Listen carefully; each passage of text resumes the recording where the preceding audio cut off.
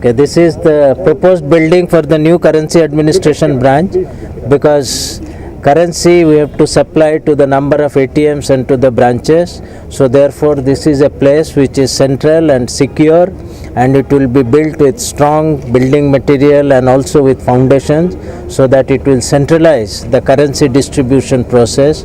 And this project we have undertaken at a cost of more than rupees 4 crores and would take about 9 to 10 months to get completed. So when this is completed, this would greatly streamline the currency distribution process in the entire city of Hyderabad and the neighboring areas. So which will be a great service to the people and the citizens of Hyderabad city and the neighboring areas. So this facility we are putting in place for better customer service. Afternoon program was a community service program that State Bank of India keeps aside 1% of its net profits for helping what is called the community services activities. And the organization is Kanna Ashray Foundation.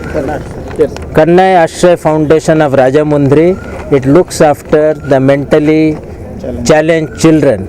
So this bus will help to provide transportation facilities to the children, and we would like to do, State Bank of India keeps aside 1% of its net profit for these activities. We would like to do more such activities for the state of Andhra Pradesh, and I am very happy that this has been done, because in Hyderabad there are so many organizations. So this has been done for Rajamundry, which is not in proper Hyderabad. So this in a way would help us to serve our less fortunate fellow citizens in a better way.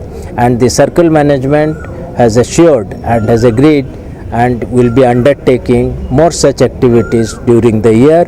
At least an amount of minimum of 3 crores would be spent for such activities in the state of Andhra Pradesh, and our greater emphasis would be for the smaller and the Mufassil towns and the far-flung areas.